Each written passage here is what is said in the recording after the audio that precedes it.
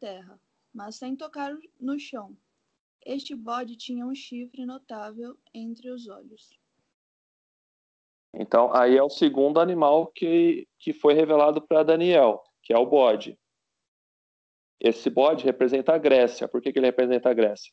A gente vai ler um verso que nomeia que esse bode é a Grécia. Mas a gente pode lembrar também que a Grécia, nos animais, era simbolizado pelo leopardo, e ele tinha asas, porque o reino da Grécia, ele surgiu muito rápido, ele teve um avanço muito rápido, e ele reinou durante uma vasta região na Terra, durante pouco tempo. Em pouco tempo, o rei da Grécia ele conseguiu unificar todo esse poder de todos esses reinos.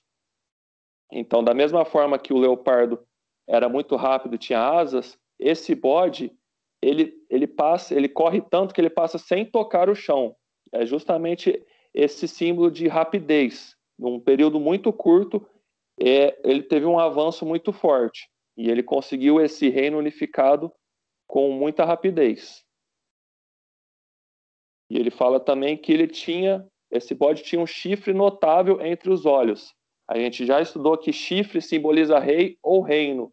Então a gente vai ver o que simboliza esse chifre notável. Qual que é o simbolismo desse chifre notável. A gente vai ver mais um pouquinho para frente. Vamos ver o próximo slide. Eu vou pedir para a Jana. Jana, você pode ler para a gente Daniel 8, verso 6? Leio sim. E dirigiu-se ao carneiro que tinha as duas pontas, ao qual eu tinha visto diante do rio, e correu contra ele com todo o império de sua força. Beleza. Então o bode, ele atacou o carneiro. O bode simbolizava a Grécia. O carneiro simbolizava a Medo-Pérsia. Então aqui nesse verso mostra que a Grécia atacou a Medo-Pérsia e conseguiu a vitória. Então ali fala também que ele era furioso de poder, né? Ele foi com um ataque muito forte em cima da Medo-Pérsia. Então, pode passar o slide, por favor. Ô, Jana, o Luiz Fernando tá aí com a gente? Não, tô sozinha. Não? Ah, beleza. Então eu vou pedir para Gil ler para a gente o verso 7, por favor. Leio sim. Viu chegar perto do carneiro, e enfurecido contra ele, o feriu e lhe quebrou os 2 chifres, pois não havia força no carneiro para lhe resistir. E o bode o lançou por terra, e o pisou aos pés, e não houve quem pudesse livrar o carneiro do poder dele. Beleza. Então, o bode, ele venceu o carneiro, né? A Grécia venceu o reinado da Medo-Pérsia e quebrou os 2 chifres, simbolizando a queda do rei Dario e do rei Sírio. E ali fala também que ninguém pôde livrar o carneiro do poder do bode, porque o bode veio enfurecido, o bode veio com muito poder e derrubou o reinado do carneiro, o reinado da Medo-Pérsia. Então aqui a gente vê que se cumpriu na história, né, essa profecia que a Grécia tomou o poder da Medo-Pérsia. Isso comprova que a história se comprovou na profecia. A profecia se cumpriu na história, justamente quando a Grécia venceu o reinado da Medo e da Pérsia. Então vamos para o próximo slide. Aqui eu estou passando meio por cima, porque a gente já estudou tudo isso, né, na estátua e nos animais. A gente vai entrar no assunto mais importante do estudo ainda. Mas é só para mostrar que Daniel teve uma nova visão e ele está dando mais detalhes da história que a gente já estudou, de todos esses reinados que se passaram na história, que já se comprovaram nas outras profecias e também se comprovaram nessa nova visão que Daniel teve, do bode e do carneiro. Então, acho que agora é a vez da Josi. Você pode ler para a gente, Josi? Daniel 8:8? Posso sim. O bode se engrandeceu sobremaneira, e na sua força quebrou-se-lhe o grande chifre, e em seu lugar saíram 4 chifres notáveis para os 4 ventos do céu. Então, aqui a gente já começa, já entende o que é o forte, o notável chifre do bode. O notável chifre do bode é Alexandre o Grande, porque ele, com 33 anos apenas, ele conseguiu unir esse reinado mundial, conseguiu derrubar a Medo e a Pérsia, e ele conseguiu implantar o seu reino. Só que esse reino, como a gente já estudou, durou pouco tempo. Então, muito jovem, Alexandre morreu, e por isso que o chifre se quebrou, né? Esse notável chifre, ele se quebrou. E dele surgiram 4 novos chifres. O que simboliza esses 4 chifres? Simboliza os 4 generais que tomaram o lugar de Alexandre. Quando Alexandre morreu, o reino da Grécia se dividiu em 4. E aí, isso é confirmado na história. Eu anotei aqui que esses 4 generais são Cassandro, que reinou na região da Macedônia, são Lisímaco, que reinou na região de Pérgamo, Ptolomeu na região do Egito e Seleuco na região da Síria. Então isso aqui é uma parte da história, que quando Alexandre morreu, com 33 anos apenas, o reino da Grécia se dividiu em 4. Então, 4 governadores, ou 4 reis, ou 4 generais, eles tomaram conta desse reino unificado, da Grécia. Então, aqui se cumpriu a profecia de que esse chifre grande, notável, iria cair, e dele sairiam 4 novos reis, ou 4 novos reinos. Então, esse é o paralelismo que a gente encontra aqui. Esses 4 chifres são os 4 reinos que surgiram depois de Alexandre. Ô, Toninho, só fazer um comentário rápido, né? Porque pode haver curiosidade assim, mas como é que eu sei que essa metodologia que a profecia se repete, ela é a forma correta de interpretar as profecias, né? Porque como a gente viu aí, ela demonstra, né, que está falando sobre o mesmo poder.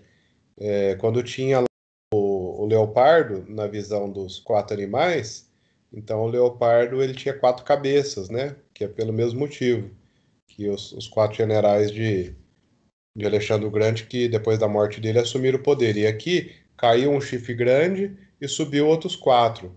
Então a profecia está dando um pouco mais de detalhe, mas está deixando clara que fala sobre a mesma questão, né? Exatamente. É exatamente a mesma interpretação que a gente teve dos 4 animais.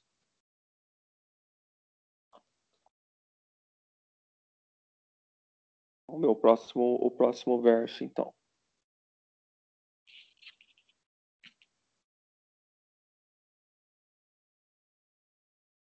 Eu vou pedir para o Rodney ler para a gente. Daniel 8, verso 16, e do 20 até o 22. Vamos lá. Pode ler? Pode ler. E ouvi uma voz de homem de entre as margens do Ulai, a qual gritou e disse: Gabriel, dai a entender a esta visão. A este a visão. Aquele carneiro com 2 chifres que viste são os reis da Média e da Pérsia, mas o bode peludo é o rei da Grécia. O chifre grande entre os olhos é o primeiro rei. O ter sido quebrado, levantando-se quanto 4 em lugar dele. Significa que 4 reinos se levantarão deste povo, mas não com força igual a que ele tinha. Então aqui a própria Bíblia interpretou, deu o que significava a profecia, né? O próprio anjo Gabriel, e esse anjo acompanhou Daniel durante todo o período dele da Babilônia, a gente já estudou sobre isso. Então, nesse momento da visão, esse anjo Gabriel, ele vem dar alguns detalhes do que significava alguns desses símbolos. Ele vem dar detalhes a Daniel. Então, ali, ele confirma isso que a gente vê na história, né? Que o carneiro com 2 chifres são os reis da Medo e da Pérsia. A Bíblia é clara em afirmar isso, que esse carneiro simboliza os reis da Medo e da Pérsia, e o bode simboliza o rei da Grécia. E o chifre grande é o primeiro rei. Quem que foi o primeiro rei da Grécia? Justamente Alexandre o Grande. Isso na história. E depois dele, ele foi quebrado, mas se levantou quatro reinos com força, igual a que ele tinha. Então aqui é bem claro, né? A Bíblia é bem clara em revelar o que significa o carneiro, os chifres, o bode, o que significa cada um desses símbolos. É justamente isso que a gente já confirmou na profecia que a gente estudou no estudo anterior também. Então, aqui não resta nem dúvida, né? Não tem nem margem para especulação. A própria Bíblia já revela que o carneiro e o bode são os reinos da Medo-Pérsia e da Grécia. Meu Deus, ele prevê até o nome dos reinos. Que surreal, hein? Exatamente. Então, é isso que eu ia falar agora. Tipo, a gente já até comentou anteriormente isso, mas quando ele nomina aí a Grécia, é um pouco aquela situação, né? Como que nomeia um território, uma região que não era nada na época. Para ele ali, Daniel na Babilônia, a Grécia não representava absolutamente nada. E falando que seria um poder, né, que iria substituir os reinos. Então é muito para eles era meio utópico assim, né? Mas a profecia é exata. Então, nessa época já tinha a Média Persa e a Grécia, só que eram pequenos territórios. Então, a Média Pérsia, na verdade, eles já eram um pouco mais organizados nessa época aí. Tanto é que eles tomaram ali, eles conseguiram invadir a Babilônia, e eles tinham tido outras grandes vitórias, igual na região do Egito, na Lídia, né? Eu não sei se vocês lembram, mas quando estudou os animais, que o urso tem as três costelas na boca, representava as 3 grandes vitórias do povo Medo-Persa, né? Que era Babilônia, Lídia e Egito. Mas assim, a Medo-Pérsia era realmente já eram 2 reinados muito fortes. A Grécia não. A Grécia é a mesma coisa que a gente pegar hoje, vou dar um exemplo bem chucro aqui, mas fala assim, ó, vai vir a Bolívia e vai ganhar uma guerra dos Estados Unidos, entendeu? É meio difícil de pensar, né? Falar, não, tipo, não tem como, né? Mas era só para poder fazer uma analogia, assim, mais ou menos. Nossa, até deu um calafrio aqui, é muito, muito parecido. Exato. Toninho, outra coisa interessante também é que no verso 4, né, que o estudo pulou esse verso, mas o verso 4 diz assim: vi que o carneiro dava amarradas para o ocidente, para o norte, para o sul, e nenhum dos animais lhe podiam resistir, nem havia quem pudesse livrá-lo de seu poder. Ele, porém, fazia segundo a sua vontade e se engrandecia. Então está falando do carneiro, quanto que o carneiro era forte. O carneiro é a Média Pérsia, né? 2 coisas interessantes. Uma, que o capítulo começa falando que Daniel estava no 3º ano do reinado de Belsazar. Ou seja, a Babilônia ainda era o reino que governava o mundo daquela época. Então, na profecia fala que viria outro, né? Que seria a Média Pérsia, muito forte, poderoso, que ninguém subsistia aos ataques deles, né? Mas depois fala de um outro ainda que ia derrotar esse, né? Você vai ver como é que coisa, né? Impressionante. Quanto tempo antes de tudo isso acontecer, Deus já havia deixado registrado e revelado com o nome dos reinos, conforme vocês já falaram aí. Impressionante. Exatamente. Então, ainda no reinado da Babilônia, né, Daniel tem essa visão e ele escreve esse livro.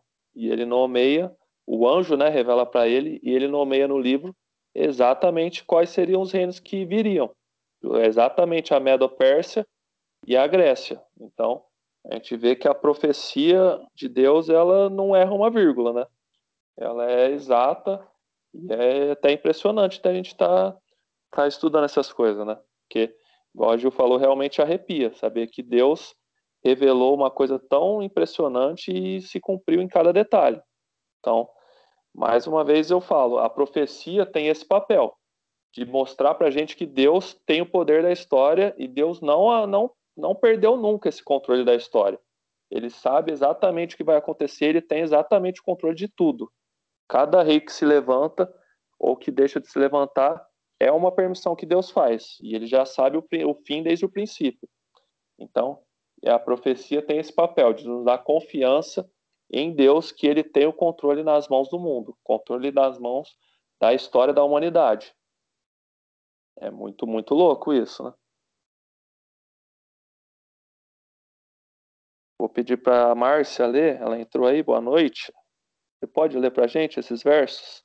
Daniel 8, do verso 9 ao verso 12. 9 ao 12. Vamos lá.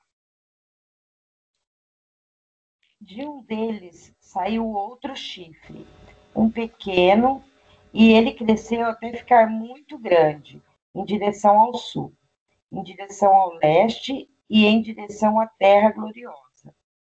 Cresceu tanto que alcançou o exército dos céus, e ele fez cair para a terra alguns do exército e algumas das estrelas, e os pisoteou. Ele se engrandeceu até mesmo contra o príncipe do exército, e o sacrifício constante foi tirado dele. E o lugar estabelecido do seu santuário foi derrubado. E um exército foi entregue, junto com o sacrifício constante, por causa da transgressão, e o chifre continuou a lançar a verdade por terra, e agiu e foi bem sucedido. Beleza. Então, a gente tem novamente esse simbolismo do chifre pequeno. Quem que foi o chifre pequeno? Quem que foi o reino que surgiu depois da Grécia? A gente já estudou que esse chifre pequeno simboliza Roma na sua fase imperial e depois na sua fase religiosa. Sua fase Acho que eu pulei um pedaço, né? Pulou? Não. Nem reparei. Não pulei não. Não, tá certo. É isso aí Desculpa mesmo. aí. Imagina. Então, esse chifre pequeno, ele simboliza Roma na fase imperial e na sua fase religiosa. Então, aqui no verso 9, diz que esse chifre, esse poder, esse reino, ele se tornou muito forte do sul para o oriente e até a terra gloriosa. O que é essa terra gloriosa? É Israel, a terra que viria Jesus, a terra determinada por Deus para ser a terra santa, a terra do povo de Deus. Então, toda aquela região ali de Israel, Jerusalém, ali é conhecida como a Terra Santa até hoje. É justamente o simbolismo de que o chifre pequeno, Roma, atuaria naquela região.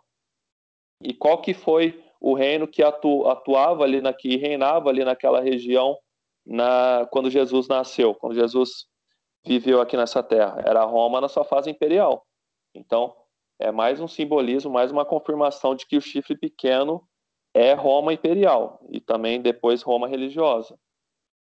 E aqui fala que depois disso, na sua fase religiosa, esse chifre, esse reino, ele cresceu até atingir o exército do céu.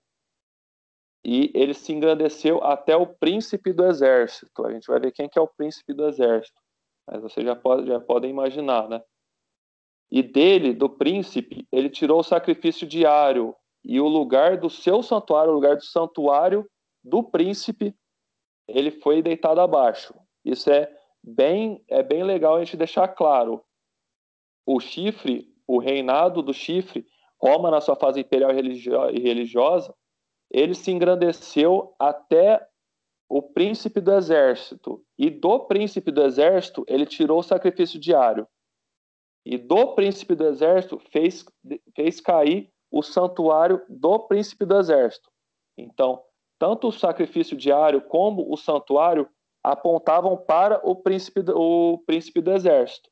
Então, a gente vai ver como que o chifre pequeno, como que Roma, na sua fase imperial e religiosa, atacou o príncipe do exército, principalmente pelo sacrifício diário e pelo santuário. Então, aqui sim chega na parte principal, no tema principal desse estudo. Então a gente vai ver agora como que o chifre pequeno, como que esse reinado, ele atacou o sacrifício diário e o santuário do príncipe do exército. Então vamos para o próximo slide. Aí é o resumo, né? O chifre pequeno, ele engrandeceu-se até o príncipe do exército e dele tirou o sacrifício diário. Vai entrar, vou abrir um parênteses bem grande aqui para explicar o que é o santuário e o que é o sacrifício diário. A gente entender como o chifre pequeno atacou essa verdade do príncipe do exército.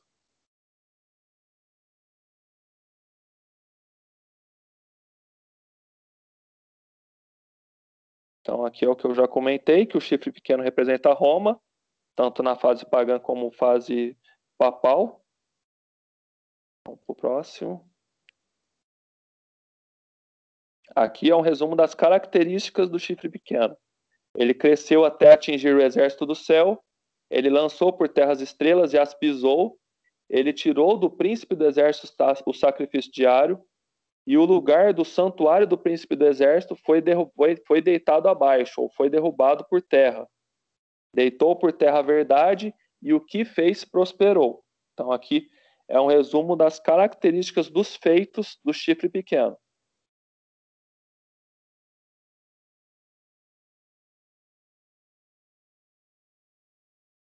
Então aqui eu vou explicar um pouquinho do que era o sacrifício diário e o que era o santuário do Antigo Testamento. Todas essas coisas aconteceram antes de Jesus nascer. Então, hoje a gente conhece o Evangelho de Jesus, porque a gente conhece todos os evangelhos que foram escritos, os 4 evangelhos que foram escritos sobre Jesus, tudo que ele fez nessa terra, todos os milagres que ele fez, as ações que ele tomou aqui nessa terra, a gente conhece o Evangelho de Jesus. Mas antes de Jesus, as pessoas conheciam o Evangelho pelos sacrifícios do santuário, que eram praticados no santuário. Então, a gente pode ler, quem tiver Bíblia aí, é bom abrir lá em Êxodo. Eu quero ler alguns versos do capítulo 25. Então, quem tiver a Bíblia aí, abrir em Êxodo 25, eu queria ler o verso 8 e o verso 9. Ô, Lid, você está com a Bíblia aí?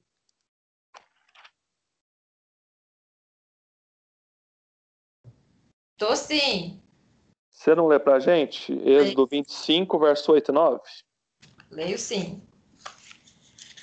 E me farão um santuário para que eu possa habitar no meio deles, segundo tudo que eu te mostrar para modelo do tabernáculo e para modelo de todos os seus móveis, assim mesmo o fareis. Então, Moisés tem uma visão do santuário celestial. E Deus fala para ele, você me construa um santuário na terra, porque eu quero habitar no meio do meu povo. Então, Moisés fez esse santuário com base na visão do santuário celestial que ele viu. E ali Deus deu todas as medidas que deveria ter o santuário, todos os materiais que deveriam ser utilizados para a construção desse santuário, Deus determinou para Moisés. E isso foi muito claro, foi muito específico o que Deus determinou para Moisés construir. Todas as medidas, todos os materiais, o que cada objeto que deveria ter, cada lugar que esse objeto deveria ficar, isso foi tudo especificado para Moisés, porque Deus queria habitar no meio do povo. E Deus habitou no meio do povo através da fumaça da glória de Deus, que é chamada de Shekinah. Então, por meio dessa fumaça, dessa nuvem de glória de Deus, ele habitava no meio do seu povo. E durante o dia ele fazia sombra para o povo, e à noite ele habitava como uma coluna de fogo, esquentando o povo de Deus, o povo que habitava ali ao redor do santuário. Então Deus determinou também como deveria ser feito o acampamento ao redor do santuário. Era tudo muito organizado. Era feito 3 tribos de cada lado do santuário. Então tudo isso foi determinado por Deus com muita ordem, com muita organização. Agora, Lid, lê para a gente verso 38 do capítulo 29. É esse que está aí na tela. Isto, pois, é o que oferecerás sobre o altar: 2 cordeiros de um ano cada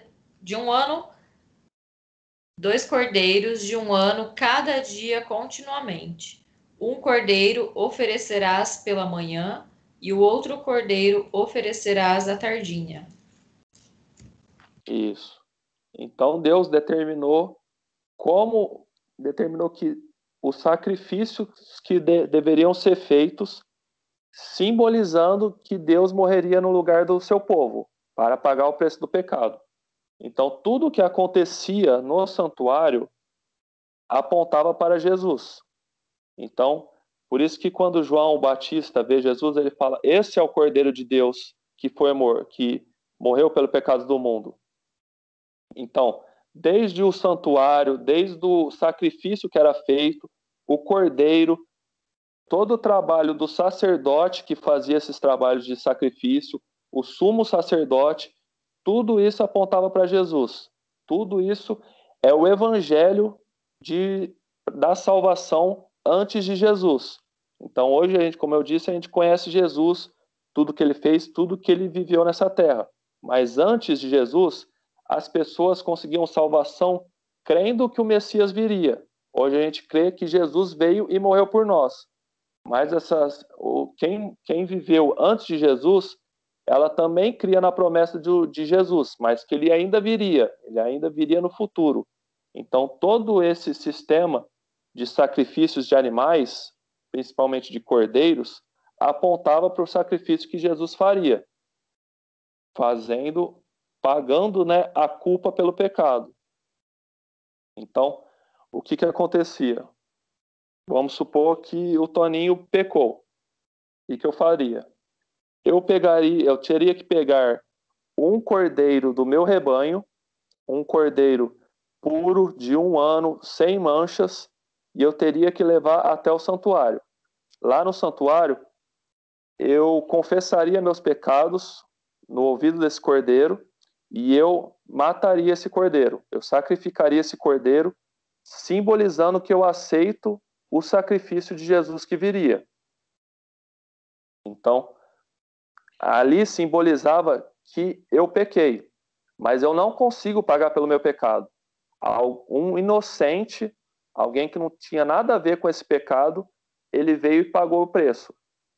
É exatamente isso. Era exatamente para ficar claro na minha cabeça que um inocente morreu pela culpa do meu pecado.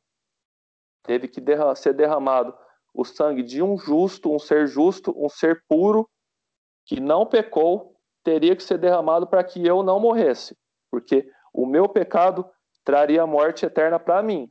Mas para eu não ter morte eterna, alguém teria que pagar um preço. Jesus pagou esse preço, fez esse sacrifício perfeito.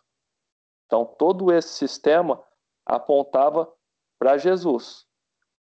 Esse cordeiro, o sacerdote, não tinham poder nenhum para a salvação do meu pecado, para a minha salvação.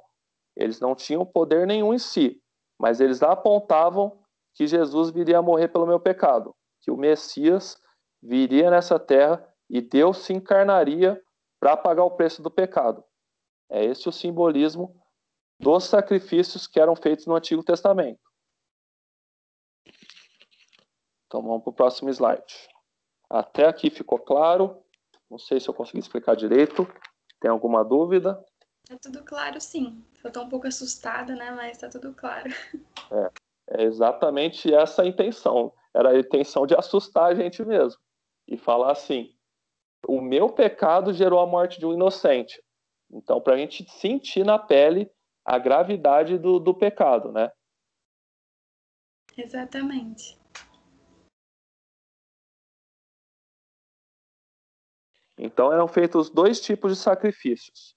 Um é esse que eu já expliquei, que é a oferta pelo pecado, e também o próprio santuário, as próprias pessoas envolvidas no sistema de sacrifícios, elas também disponibilizavam um sacrifício. Para quem que era esse sacrifício? para dois tipos de pessoa. Para pessoas que não tinham condição de enviar um animal lá, de levar um animal lá, não tinham condição financeira de levar um animal lá para ser sacrificado, ou estavam longe de Jerusalém, estavam longe do santuário. Então, a própria organização, os próprios sacerdotes que atuavam no santuário, eles também disponibilizavam 2 sacrifícios, que é esse verso que a gente leu, um sacrifício de manhã e um sacrifício à tarde. Por que era feito isso? Para as pessoas que não estavam ali perto, que não moravam ali ou estavam longe, assim como era o caso de Daniel, ele estava cativo na Babilônia, e por isso que ele orava de frente para Jerusalém, porque ele sabia que lá em Jerusalém estavam sacrificando um cordeiro pelo pecado dele, e também era feito para as pessoas que não tinham condições financeiras de arcar com esse sacrifício. Vamos para o próximo slide. Volta um pouquinho, deixa aí nessa imagem, só para explicar mais um pouco. Quando o sacrifício era feito, o sacerdote, ele pegava o sangue desse animal e levava até o interior do santuário.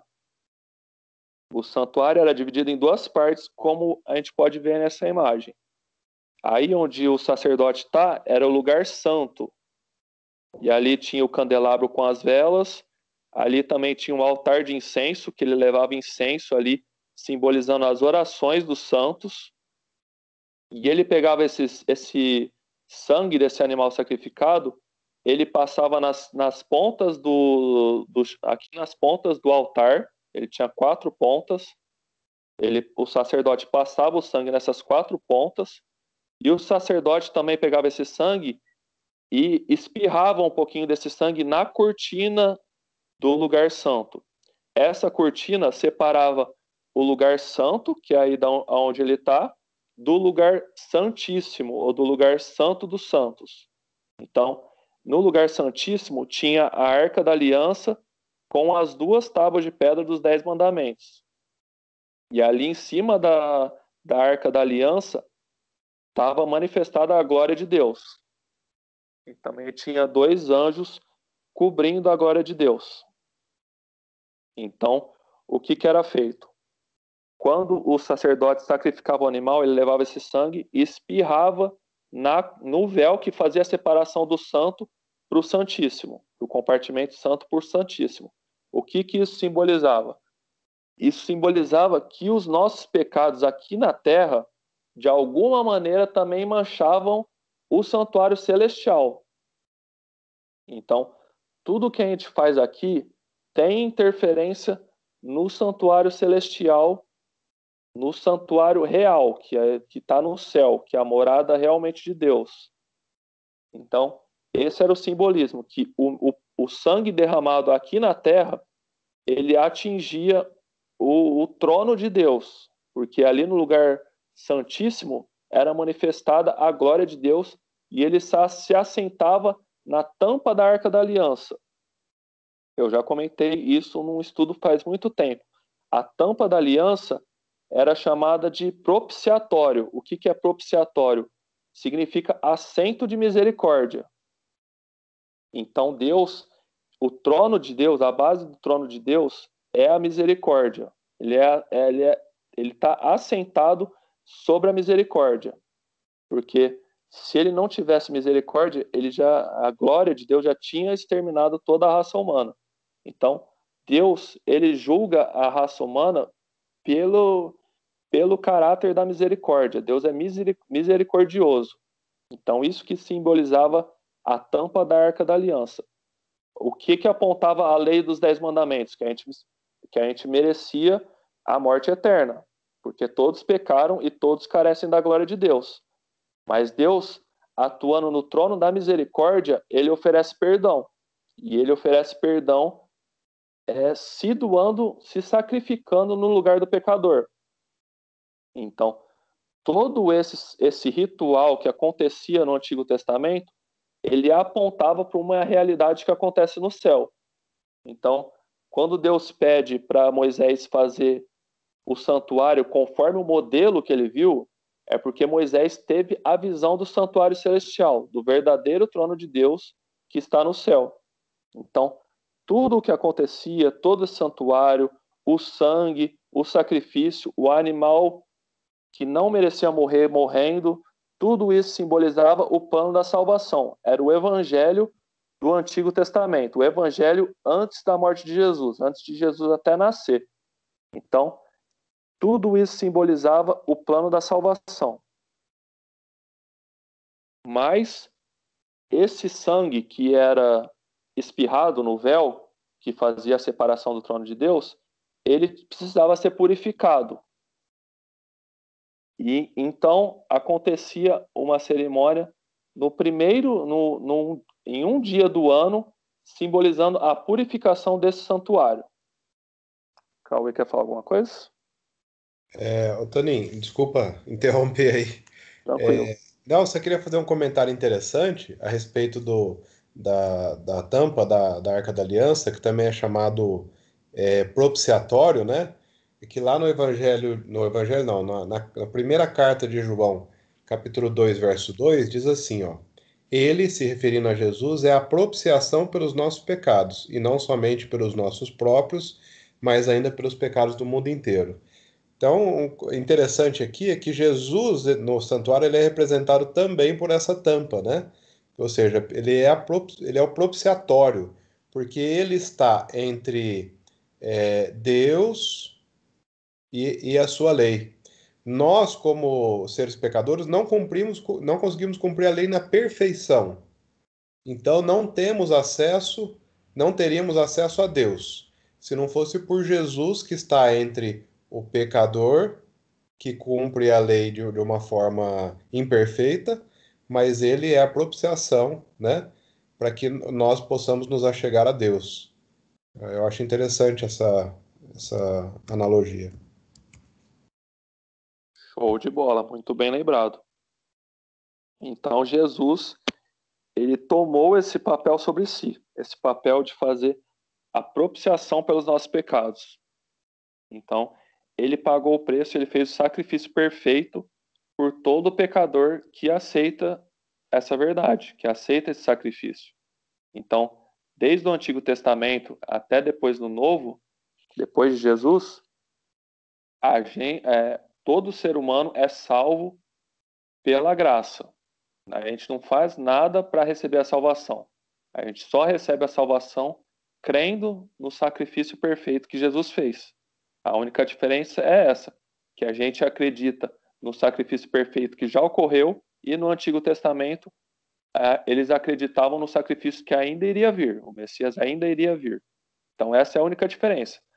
Mas acho que ficou claro que todos esses sacrifícios demonstravam o que a gente conhece que Jesus fez. Então, tudo o que acontecia no santuário terrestre simbolizava o sacrifício perfeito que Deus iria fazer, que Jesus iria fazer na cruz. Então, essa mancha do pecado no véu, ela tinha que ser limpada. Então, isso era chamado do dia da expiação.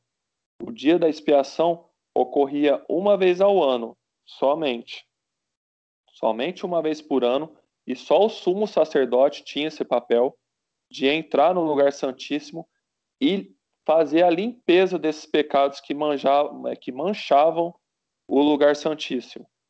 Então, isso era chamado do dia da expiação. Isso era um evento que era feito uma vez ao ano, e era no 10º dia do 7º mês do calendário judaico. Não é a mesma coisa que o dia 10 de julho no nosso calendário. O calendário judaico era um pouco diferente, mas era no 10º dia do 7º mês.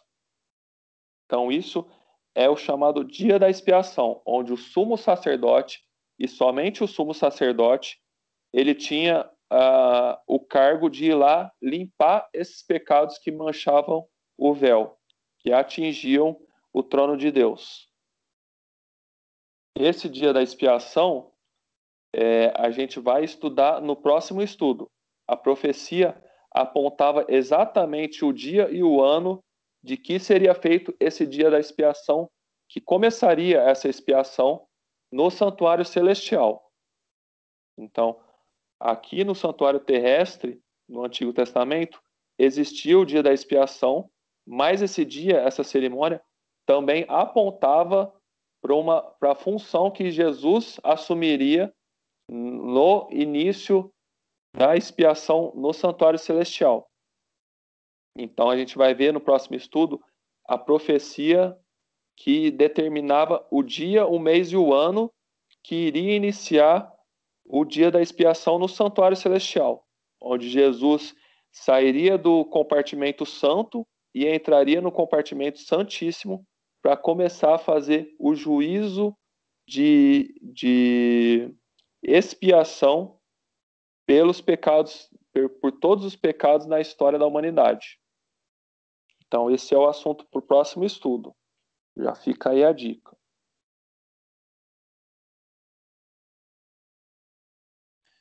Aqui fala outro aspecto que eu vou explicar. Eu vou pedir para... Deixa eu ver de quem que é a vez de ler. Acho que voltou no Éder, né? Você pode ler para a gente, Éder? Levítico, capítulo 16, o verso 8 até o 10. Leio. Levíticos 16. 16, do 8 até o 10.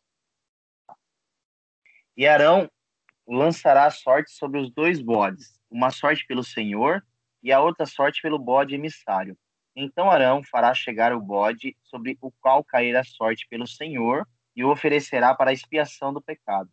Mas o bode sobre que cair a sorte para ser bode emissário apresentar-se-á vivo perante o Senhor para fazer expiação com ele, para enviá-lo ao deserto como bode emissário. Então, o que significa isso aqui? Depois de feita a expiação no santuário terrestre, era pego 2 bodes. Um era dedicado ao Senhor e outro era o bode emissário. Eles pegavam esse bode emissário, levavam até o deserto e deixavam ele lá para morrer de fome e de sede. O que simboliza esse bode? Simboliza que Satanás, em última instância, vai pagar pelos pecados que atingiram o santuário celestial. Então, esse bode que era enviado até o deserto, ele era deixado no deserto para morrer no deserto, ele simboliza que Satanás irá pagar pelos preços do pecado de todas as épocas. E ele ficava preso no deserto. Qual que é o outro simbolismo que tem nisso? É referente à prisão circunstancial que Satanás vai ter nessa terra dos 1000 anos. Então, quando Jesus volta, os salvos vão para o céu, Satanás fica nessa terra por 1000 anos, e ele não tem a que tentar. Nesses 1000 anos, ele fica preso, porque ele é um simbolismo que ele não tem ninguém para tentar. Então, é exatamente esse simbolismo do bode que era enviado para o deserto. Ele fica sem ninguém para tentar, pagando pelo preço do pecado. Porque, em primeira instância, digamos assim, Satanás é o gerador de todo o pecado que aconteceu. Foi nele que surgiu o pecado. No coração de um anjo perfeito, sem explicação, surgiu o pecado. E ele quis ser como Deus. Então aí surgiu toda a história do pecado que a gente já conhece. Então, esse bode que era enviado no dia, depois de ser feita a expiação, no dia da expiação, é esse simbolismo de que Satanás um dia irá pagar o preço do pecado que ele gerou. E ele ficará preso por circunstâncias, porque ele não vai ter ninguém para quem tentar. Quem tiver salvo vai estar com Jesus no céu, passando 1000 anos, e aí será feito o juízo investigativo, onde a gente vai ter certeza de por que as pessoas se salvaram ou se perderam. Ali vai ser abertos os registros do livro da vida, e a gente vai ter a consciência, e a gente vai ver o porquê Deus salvou ou não salvou determinada pessoa. Toninho? Sim. Aquele véu que você falou que o sumo sacerdote ia limpar, purificar dos pecados uma vez por ano, é o mesmo véu que se rasgou na morte de Jesus? Exatamente. Tá. Esqueci de comentar isso. Mas quando Jesus morreu na cruz, o véu que existia no santuário de Jerusalém, ele se rasgou do alto até embaixo. Então ali Deus rasgou esse véu, simbolizando que os sacrifícios não precisavam mais continuar sendo feitos, porque Jesus já tinha morrido na cruz, já tinha feito o sacrifício perfeito. Tudo aquilo que apontava para Jesus se cumpriu ali com Jesus na cruz, por isso que o véu se rasgou. É o simbolismo que Deus enviou, que a gente não precisa mais sacrificar nenhum cordeiro, nenhum animal para ser salvo, para crer que Jesus morreu na cruz. Sim, entendi. Obrigada. Torinho, eu costumo dizer assim, né, que todo animal que foi sacrificado era o pagamento do pecado, mas um pagamento com cheque predatado, né? Uhum. E o pagamento ia ser compensado no dia que Jesus, o verdadeiro Cordeiro, desse a sua vida pelo pecado da humanidade. Então toda a conta de cada pecado, no fim, recaiu sobre Jesus, né? Tanto daqueles que nasceram, pecaram e morreram antes dele, na época dele, e nós que vivemos depois dele. Não é à toa que Jesus transpirou sangue, né? Quando sentiu o peso de todos os pecados da humanidade. Exatamente. Então aqui, fechando parênteses, né, foi só para a gente entender o que simbolizava os sacrifícios do Antigo Testamento. E para a gente entender que tudo apontava para o Messias. Todo o sistema sacrificial apontava para Jesus. Então, todo o simbolismo ali é Jesus que está em cena. Ele é o Cordeiro, ele é o próprio sacrifício vivo, ele é o sacerdote, ele é o sumo sacerdote. Todos os itens ali desse sistema de sacrifício do Antigo Testamento apontavam para Jesus que viria morrer pelo pecado do mundo.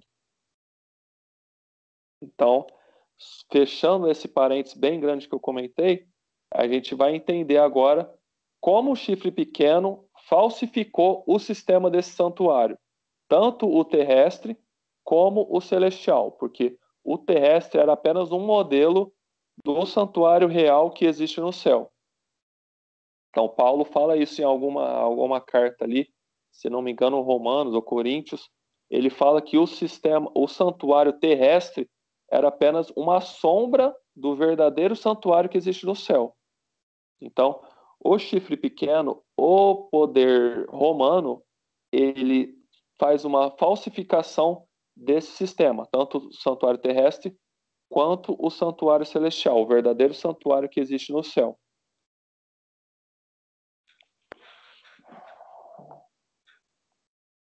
Então aqui, quem puder abrir a Bíblia, lá em Hebreus, eu vou ler guardei alguns versos aqui que explicam o sacerdócio de Jesus, para a gente entender tudo isso que apontava para Jesus e entender que ele também faz o papel de sacerdote e de sumo sacerdote.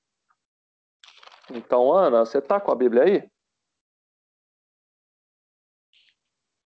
Estou. Você não abre para a gente lá em Hebreus capítulo 5 e lê o verso 6 até o 10? 6 ao 10. Isso. Hebreus 5, do 6 ao 10. Assim também Cristo, a si mesmo, não se glorificou para se tornar sumo sacerdote, mas o glorificou aquele que lhe disse: Tu és meu filho, e hoje te gerei. Como em outro lugar também diz: Tu és sacerdote para sempre, segundo a ordem de Melquisedeque. Ele, Jesus, nos dias da sua carne, tendo oferecido com forte clamor e lágrimas, orações e súplicas a quem o podia livrar da morte, e tendo sido ouvido por causa da sua piedade, embora sendo filho, aprendeu a obediência pelas coisas que sofreu, e tendo sido aperfeiçoado, tornou-se o autor da salvação eterna para todos os que lhe obedecem.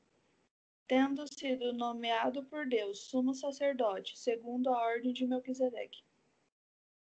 Exatamente. Então Jesus, ele é sacerdote para sempre e ele também foi nomeado como sumo sacerdote.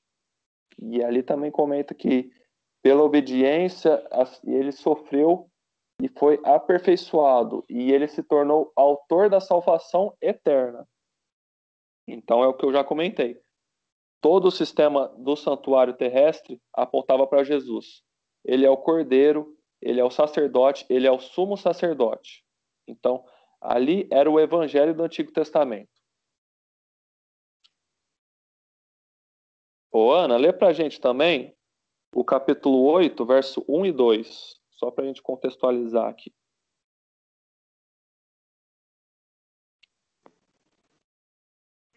8, 1 e 2. Isso. Ora, Pode ler? Pode. Ora, o essencial das coisas que temos dito é que possuímos tal sumo sacerdote que se assentou à destra do trono da majestade nos céus, como ministro do santuário e do verdadeiro tabernáculo que o Senhor erigiu, não o homem. Então ali Paulo comenta que o essencial de tudo que ele disse é que a gente possui o sumo sacerdote, sentou à destra do trono da majestade. Ou seja, é primordial a gente conhecer essa doutrina do santuário, tanto terrestre como celestial. Porque só assim a gente tem a plena consciência do sacrifício de Jesus. Só conhecendo esse sistema, a gente tem a noção do sacrifício que Jesus fez. Como a Gil falou, causa até espanto o sistema de sacrifício que era feito, justamente para apontar as consequências que o pecado trazia. As consequências do pecado foi que Jesus morreu na cruz, não porque Jesus não tendo pecado, cumprindo exatamente a lei de Deus, ele não tinha direito nenhum de morrer, ele não tinha essa consequência, ele não era justo de morrer, mas ele morreu por amor a nós. Então, é essencial conhecer essa doutrina do santuário, porque a gente sabe o verdadeiro significado do sacrifício de Jesus. E outra coisa, a gente conhece o que Jesus faz por nós hoje nos céus.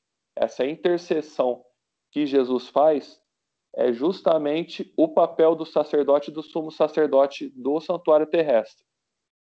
Esse sacrifício era intermediado por esse sacerdote, por esse sumo sacerdote.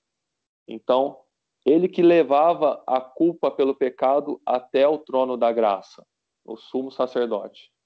Então, Jesus também faz esse papel.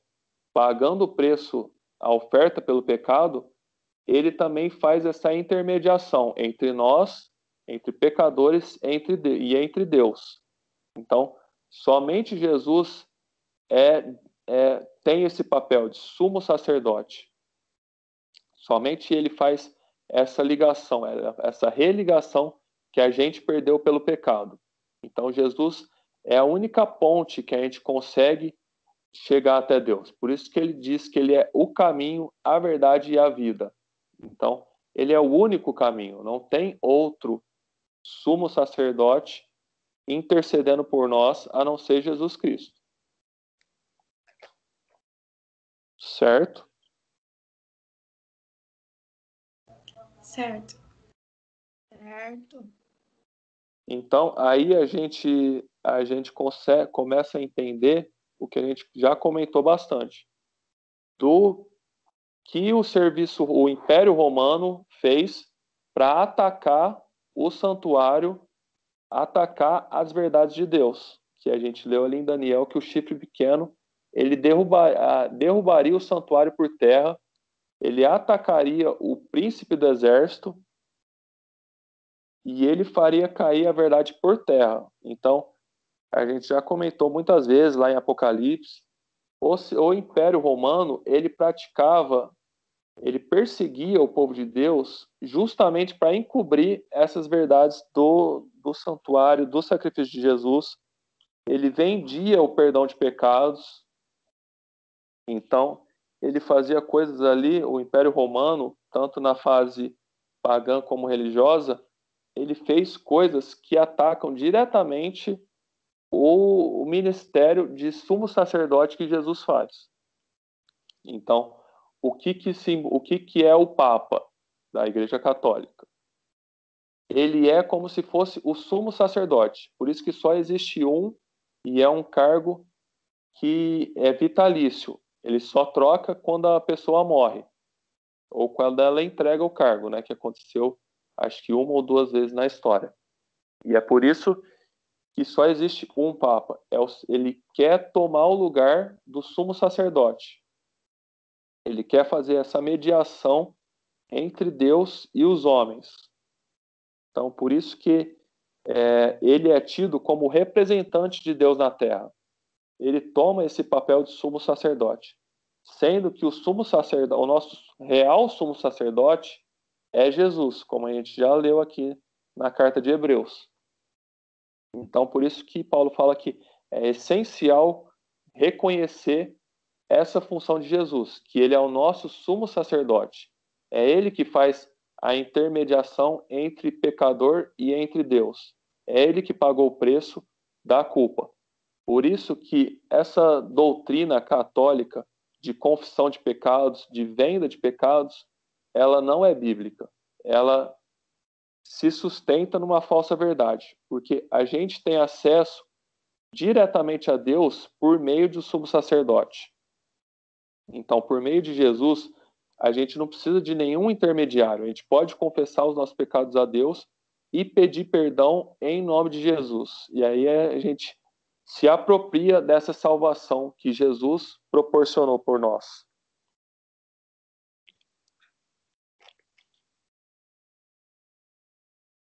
Toninho, só um minutinho que a Lid quer fazer um comentário.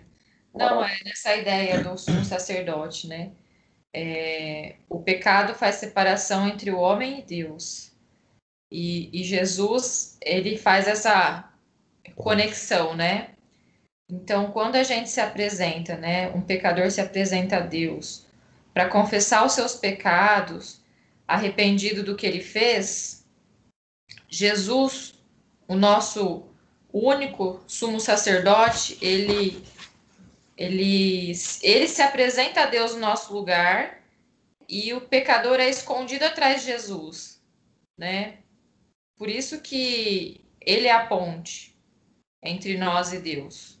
Nós, como pecadores, né, somos separados de Deus por causa dos nossos pecados. E Jesus, como sumo sacerdote, faz essa reconexão. Exatamente. Eu gosto bastante Eu aprendi uma vez com o pastor Assírio, que é o presidente da Associação Paulista Oeste. Certa vez que ele estava pregando, ele falou isso e eu nunca tinha feito essa relação e me fez muita clareza, né? A gente entendeu o conceito do que é sacerdote e do que é profeta, né? Então, o sacerdote, ele é um representante do povo diante de Deus. Ele representa o povo diante de Deus, ou seja, ele faz a mediação. E o profeta, ele representa Deus diante do povo. Ele é um porta-voz de Deus, né? Então é interessante a gente saber essa definição bem clara entre sacerdote e profeta, porque hoje nós não temos mais sacerdotes terrenos, né? Humanos, porque o nosso único sacerdote é Jesus que já está no céu. E ele que está fazendo a intercessão do seu povo diante de Deus. Mas nós temos profetas, que são pessoas que são boca de Deus aqui na terra, né? Todo aquele que prega o evangelho é um profeta de Deus. A palavra profeta vem de ensinar, de ensino. Então, tendo esse conceito claro, fica fácil entender por que Jesus é o único sacerdote depois de que ele foi ascenso ao céu, né? Exatamente. Por isso que é bem importante a gente saber essa doutrina do santuário, para a gente entender que tudo que acontecia no Antigo Testamento já se cumpriu. Se cumpriu na vida e na morte de Jesus. Por isso que hoje a gente não precisa mais fazer sacrifício, a gente não precisa mais de um sacerdote ou do sumo sacerdote. Jesus já cumpriu tudo isso. Então basta a gente crer no sacrifício de Jesus, crê na expiação dos pecados em nome de Jesus, que a gente tem acesso novamente a Deus. Essa religação que a Lid falou, a gente se esconde atrás dos méritos de Jesus. Então, por nós mesmos, a gente não tem poder de salvação, a gente não pode fazer nada para receber a salvação. Não tem obra alguma que a gente possa fazer, por melhor que seja, para receber a salvação. Mas, pelos méritos de Jesus, a gente consegue novamente. Então, ele cobre os nossos pecados. Então, é aí que o chifre pequeno atacou essa verdade, atacou as verdades de Jesus e do santuário, justamente perdoando pecados, vendendo pecados.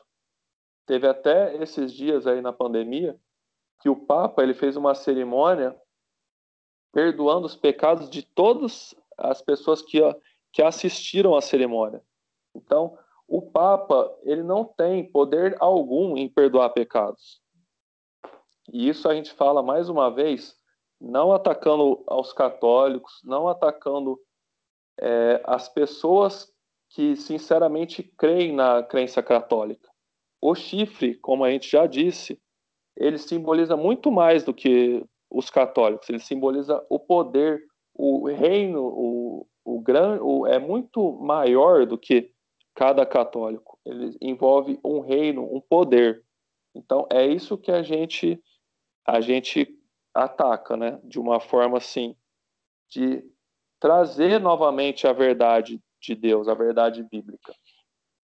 Então, é importante a gente ter essa consciência de que Jesus já fez tudo o que precisava ser feito, já fez a propiciação do pecado, já pagou o preço e hoje em dia ele atua como sumo sacerdote fazendo essa intercessão. Pode falar, Cleber. Não somos nem nós que atacamos, né? É a Bíblia, né? Traz clareza sobre isso, porque a Bíblia sabia que tudo isso aconteceria. Inclusive Paulo, na sua época, eu não me lembro o texto aqui, mas ele falou, né? Que o anticristo já estava entre eles, né? Que é o poder romano imperial, que depois se tornou romano papal. Então o anticristo já vem, né? Quanta coisa já vem fazendo ao longo da história. Exatamente. Por isso que João fala lá, né, que já estava entre eles, né, e ainda iria vir. É justamente que já estava entre ele o poder romano imperial e ainda iria vir esse Roma na sua fase religiosa. Mas nas duas fases ela atacou as verdades bíblicas. Isso a gente já comentou de tudo, né, que aconteceu na Idade Média. A perseguição aos cristãos, a mudança da verdade, a mudança da lei de Deus, a observância do domingo ao invés do sábado, que é a verdade bíblica. Então, o chifre pequeno, Roma, tanto imperial como papal, atacou as verdades de várias formas e atacou também esse sistema de sacrifícios. Então, o que a gente quer deixar claro aqui não é atacar nenhum membro católico, são todos nossos irmãos sinceros que creem em Jesus. Mas a gente precisa aqui mostrar que a verdade bíblica ela foi atacada e ela é atacada até hoje. Então, os católicos eles continuam com essa prática do perdão de pecados, da confissão de pecados para um padre, para um bispo. Então, hoje a gente não precisa mais de um intermediador, a gente já tem Jesus atuando no céu.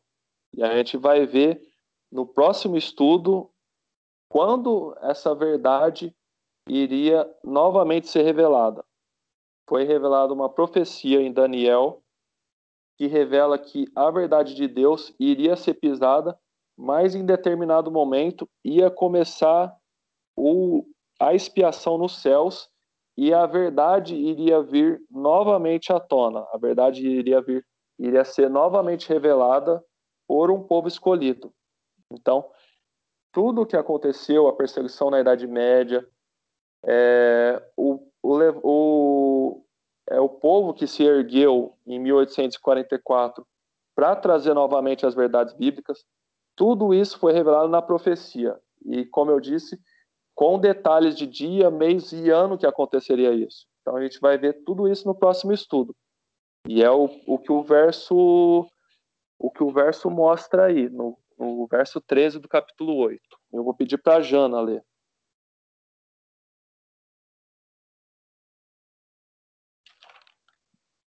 8:13. Isso, tá aí na tela se quiser também. Tá, vou ler. Depois ouviu um santo que falava, e disse outro santo àquele que falava: até quando durará a visão do contínuo sacrifício e da transgressão assoladora, para que seja entregue o santuário e o exército, a fim de serem pisados? Isso. Então, Daniel, ele pergunta ali, até quando duraria isso, né? Até quando as verdades seriam pisadas? Ali ele chama de transgressão assoladora. É uma transgressão à verdade que assola, né? Uma transgressão terrível que aconteceu com as verdades de Deus, com as verdades bíblicas. E aí no verso 14 o anjo responde: até 2.300 tardes e manhãs e o santuário será purificado. Então, esse é o tema do próximo estudo. Quando aconteceu esse momento que o santuário seria purificado? Quando aconteceria a expiação no santuário celestial? É isso que vai mostrar o próximo estudo.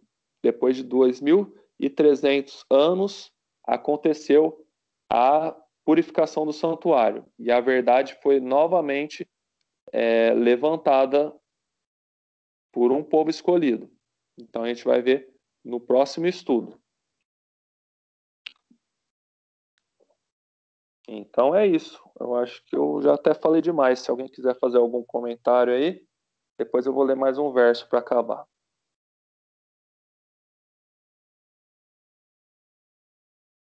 Ficou alguma dúvida? Ou mais alguma participação? Mais algum complemento?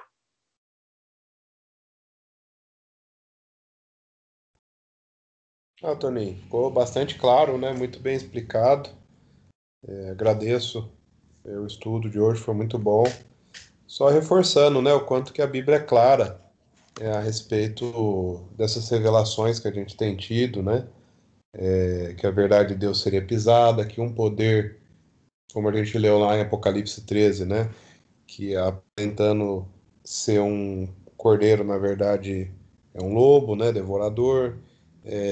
Que existe um sistema religioso falso de adoração, que busca adoração própria e não a adoração de Jesus, né? Através dessa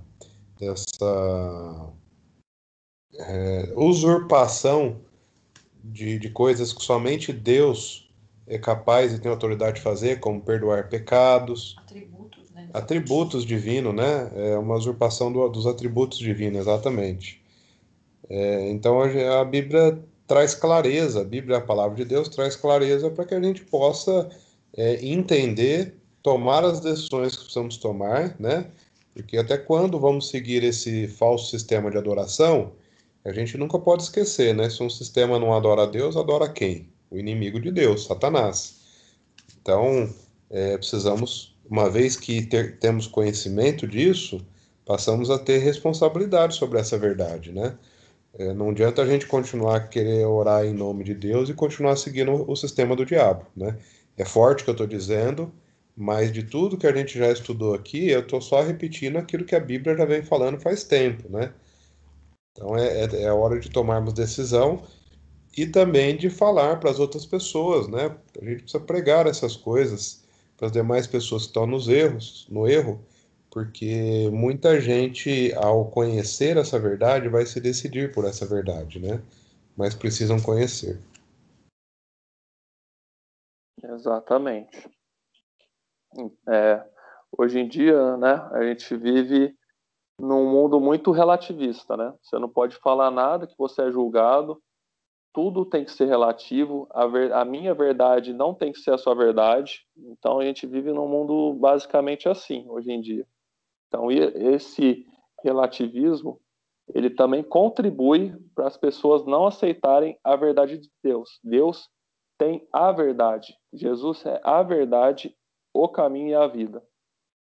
Então, como o Cauê disse, a gente busca aqui nesses estudos mostrar a verdade da melhor forma possível para quem ainda não tomou a sua decisão de seguir Jesus, de se entregar, de ser batizado, para que venha a tomar sua decisão, né? Como a Jana fez domingo passado, que foi uma cerimônia linda. Ela se entregou e foi batizada, demonstrando não só publicamente com quem assistiu ali, mas também para os anjos. A gente sabe que no grande conflito, todos os nossos atos aqui, eles estão sendo vistos por anjos, por seres não caídos. Está sendo feito o juízo no céu, ele envolve muito mais do que a gente imagina, se a gente parar para pensar. Então Deus está sendo julgado. E Deus está mostrando que tem pessoas que ainda seguem a verdade dele, a verdade que ele revelou na palavra de Deus, na Bíblia. Então, que a gente possa, aqueles que não tomaram, fica aqui meu apelo para que tome essa decisão o quanto antes, porque a gente não sabe o dia de amanhã, né? A gente não sabe se Jesus volta semana que vem, se a gente está aqui, a gente pode não estar mais aqui, né? A vida é um sopro. Então, que a gente possa tomar a nossa decisão o quanto antes. Então, de tudo que a gente já estudou, dos 10 mandamentos, de Apocalipse, do livro de Daniel, que a gente está quase encerrando aqui, eu acho que eu tenho mais um estudo para fazer, para a gente já finalizar, mas já deixo aqui meu apelo, de tudo isso que a gente viu, que todo esse contexto, de tudo que a gente já estudou, é o contexto da verdade de Deus para a nossa vida. Então, a verdade de Deus revelada para a nossa vida. Que a gente possa, então, seguir os planos de Deus para a nossa vida, seguir a vontade de Deus para a nossa vida e se entregar, fazer essa entrega da nossa vida para aceitar Jesus e ser salvo, ser batizado e ser salvo em nome de Jesus para a remissão dos nossos pecados. Então, a gente tem Jesus como nosso sumo sacerdote intercedendo por nós. Então, que a gente aceite essa intercessão de Jesus, essa ponte que ele faz entre nós, pecadores, e entre Deus. Então, é isso, pessoal. Se não tiver mais algum comentário, a gente faz uma oração para terminar. Amém, Toninho. Amém. Toninho, Glória falou que ia a ler Deus. mais um verso? Eu vou ler aqui, então. 1 João. Se alguém quiser abrir lá. 1 João, capítulo 1, verso 8 e 9. Eu vou ler aqui. Verso 8. Se dissermos que não temos pecado nenhum a nós mesmos, nos enganamos, e a verdade não está em nós. Se confessarmos os nossos pecados, ele é fiel e justo para nos perdoar os pecados e nos purificar de toda a injustiça. Então, eu acho que são dois versos que resumem a mensagem que eu queria passar. Para a gente reconhecer que a gente tem pecado, que a gente precisa de um mediador, a gente precisa de alguém pagar esse preço e confiar que Deus é justo em perdoar os nossos pecados e nos purificar de toda essa injustiça que está em nós, toda essa natureza pecaminosa que a gente tanto fala, né?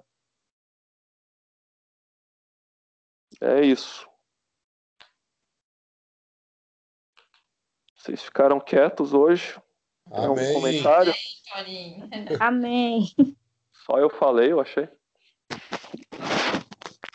Foi muito bom. Muito bom, muito esclarecedor.